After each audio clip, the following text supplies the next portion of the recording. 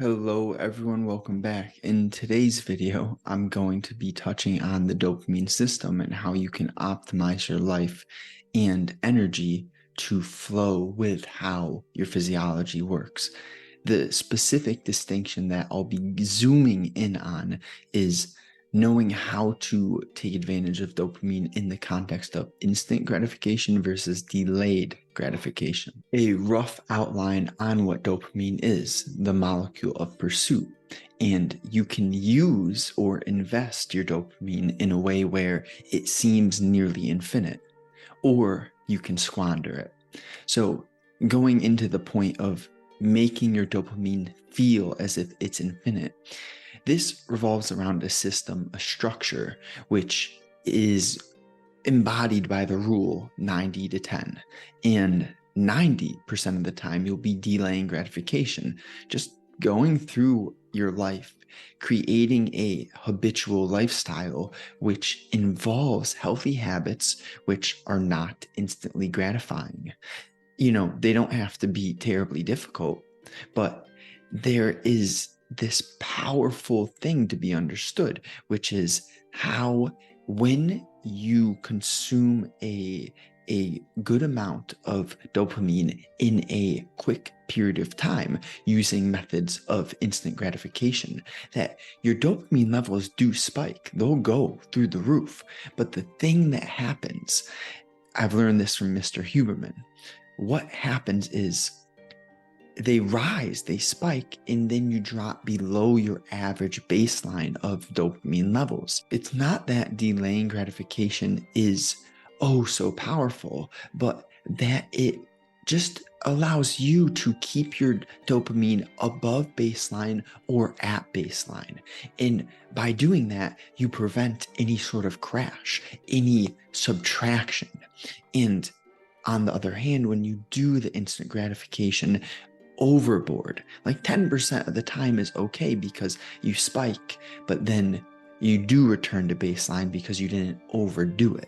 But if you stack and stack and stack instant gratifying acts, then you fall below, and it's much harder to do the basic things which are necessary for a healthy life. You're going to start cutting corners. Your internal dialogue will become less clear. You won't be nearly as observant of details in physical or internal reality. And all of that is going to lead you to feel worse, to fall off your game, to be less productive, to make lower quality decisions.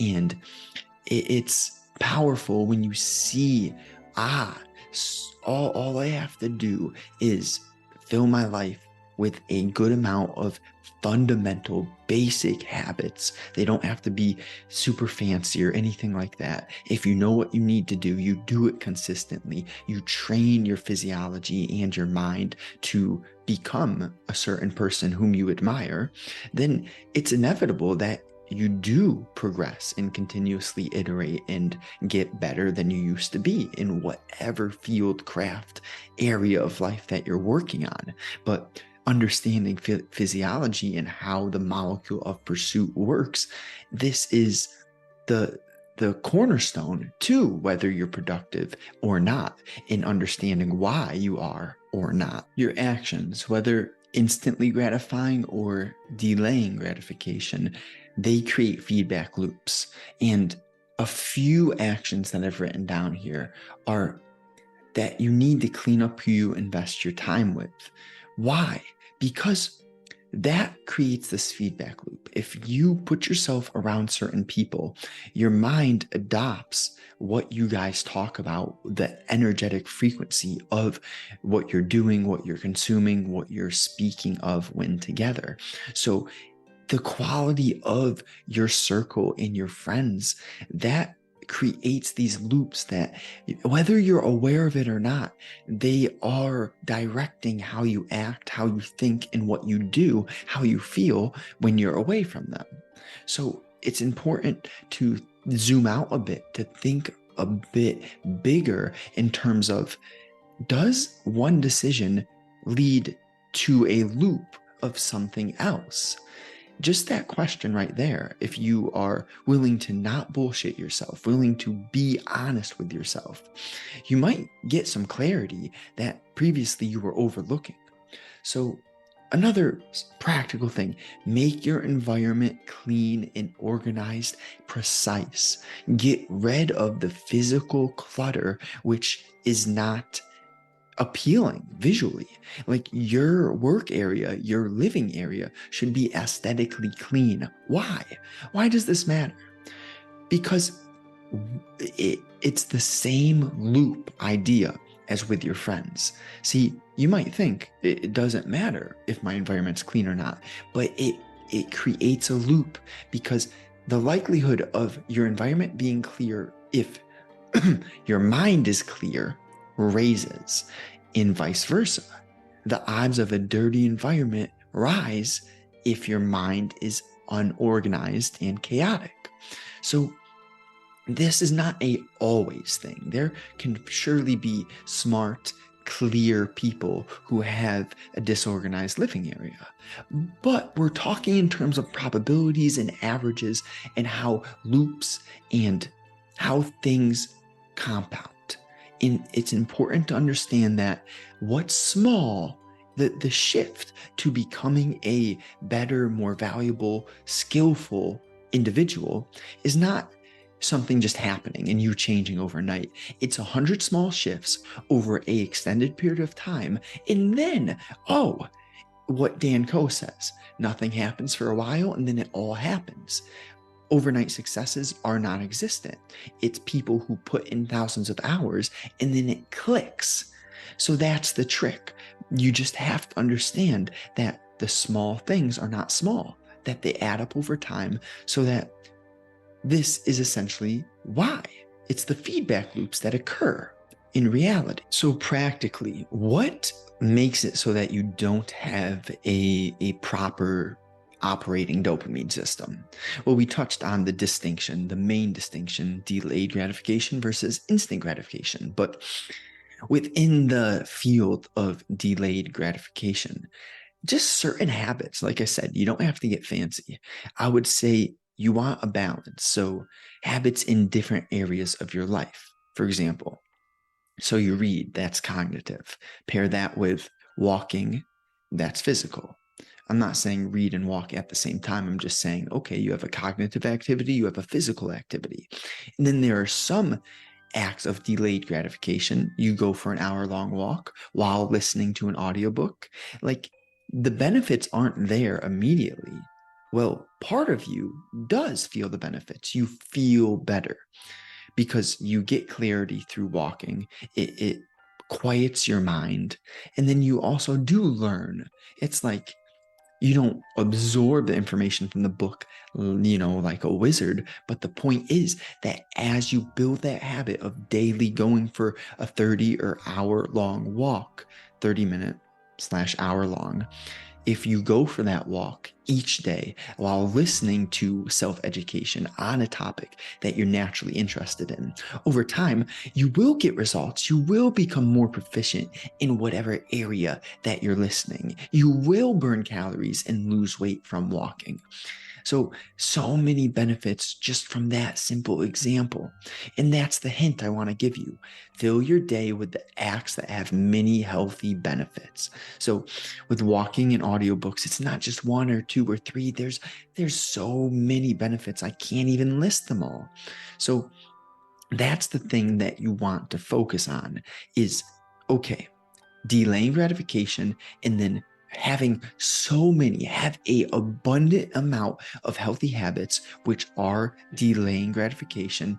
Fill your days with those. And then you can heal through anything, through being treated poorly, through being manipulated, through trauma, etc. You can heal through anything with this framework, addictions, but you have to be aggressive with the amount of habits you have. And here's the thing. You don't want to be too rigid, like, I'm going to do this, then this, then this, then this, because then it takes the fun out of the healthy habits. So it's okay to say, okay, first I wake up, I meditate always. But then after a certain point, it's like you can have a bit of flexibility. For example, I don't always work out at the same time, but 90% of the time I work out before mid-afternoon. So it's like, okay, categorization is so powerful. So you categorize instant versus delayed gratification. Then you categorize what time of day you do certain activities, morning, afternoon, and evening. So in my framework is use your mind, use your energy in the morning. Then you consume and you socialize in the afternoon. And then at night you decompress with, for me, I love to play chess at nighttime, not actual games because that's triggering, but practice and educate on chess. And then I'll play games when I'm using my mind or mid-afternoon while I'm more, you know what I mean. So it's being strategic in the structuring of your lifestyle, of your day-to-day habits, so that you think a certain way and you feel a certain way, and you're the one who regulates that. You completely realize the loops between what you do and how you feel, and how you feel leads over to how you think, and then how you think just leads back into what actions that you perform for the most part. See, of course, there are areas, for example, I remember when I was in a lost, confused phase of life. And when I made a healthy change, which was subtracting myself from a lower quality group of friends who weren't on the same path as I, it felt much worse. It felt painful. I was alone physically, but that was what I needed. My point here is that sometimes when you're making healthy changes, you're adopting this new lifestyle, you're being more organized, you're aiming at clarity, and you're organizing your physical environment using categorization. It might feel stressful. You might feel alone. The thing is that this is just part of stretching your comfort zone. Right now, you've made a decision. You clearly don't want to stay as you are because you're consuming educational content, you're investing in healthier habits, you're taking your fitness, your mind, and your whole life situation.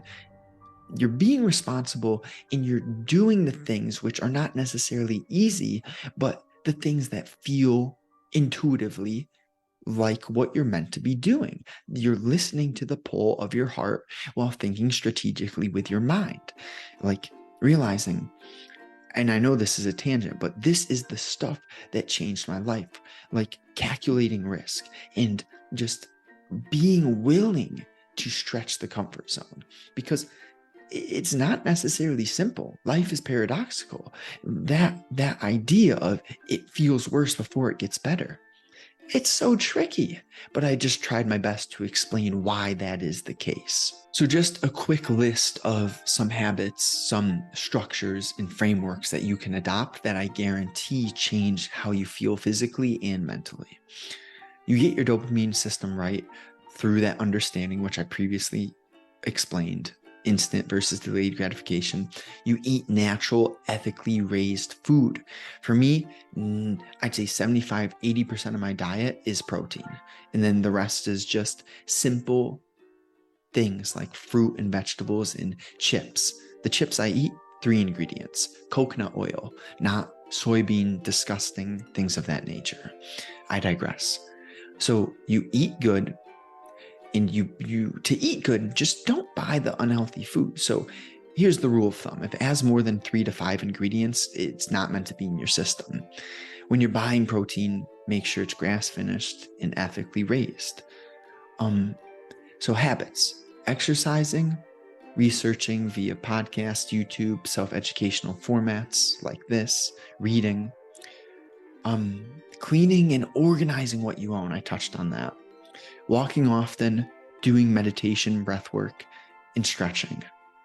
You add those habits into your daily structure, this is what happens. You fill your life with so many healthy things, inevitably, you just don't have space for unhealthy bullshit. And that's when you'll start to feel the beautiful shift occur, is when every day you're doing small habits consistently and you delete the things which sabotage you from your life. Alcohol and substances, overeating, arguing, consuming information which is fearful, things of that nature. One more practical thing I'd consider a habit, but a weekly planner. So I mentioned before splitting days between AM, mid-afternoon, PM. I just have a written weekly framework where it's just Monday through Sunday, AM, afternoon, PM. Then I have some ideas for the week on the bottom, just a section, and then reminders on the bottom. And it's not overly complicated. That's the beauty in it. It gives you enough structure, but it's not too strict.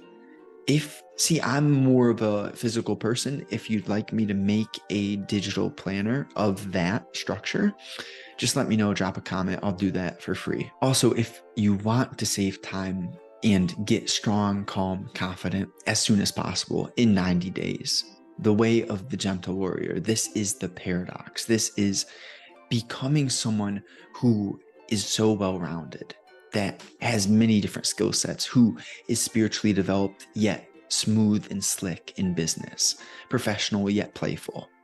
My offer, it's limited. I don't have many slots. So if you're interested, we'll see if you fit in the program, and check it out, justinagliskus.com. So get clear on your bigger picture vision, 2 to 3 year vision. Have your mission for executing that clear, meaning what are you going to do each day? What are your top priority tasks? What are you aiming to remove from your life currently that you know is slowing you down? Simple but valuable tactic that I would recommend for avoiding instant gratification is out of sight, out of mind. So let's say you're watching too much porn and you know that this is messing with your energy levels. You know this is subtracting from your ability to get other business and physical tasks done that are more important than wasting your energy on that. So a simple tip would be, you have to first dig into your mind to switch your perception of this is something that makes me feel good to this is something that is robbing my potential. So the step one is making the psychological shift of perception, viewing the thing which you're aiming to subtract or stop doing, switching how you perceive that thing. Then you can start with the physical tactic, which what I love is out of sight, out of mind. For example, if you don't want to eat junk food, don't buy the junk food. It's not in your house. It's easier to not eat it. Of course, if you really cave and you lose your focus, you lack clarity, you could go in the car and go buy the junk food. But the point is, that's a whole nother step that has to occur. So the value in the concept out of sight, out of mind is it adds friction to whatever it is that you know you shouldn't be doing. So it's very simple, but it is effective. Whatever the value is, that it can be applied as a structural idea. It doesn't matter what the content is. Out of sight, out of mind is generally applicable. So use those sorts of frameworks and structures, because I know that you and I might have some similarities, right? But we also may have so many unfamiliar areas and differences in circumstances in the hand that we were dealt. Therefore, I like to provide value in that structure, in that principle, so that you can take the bigger picture and apply it into your specific content. I hope this is valuable. If it is, let me know, drop a comment. And two things that would make me smile. If you're on podcasts, just tap the rating thing, whatever you think. And if you're on YouTube, I'm not going to pay for ads. I just don't have interest in that. But if this helps you, why not see if it helps someone whom you care about? So do me a favor and just let them know a little paragraph, like what you got from it and what they'll get from it, why you stayed to the end. Appreciate you deeply. I value you. Have a wonderful day.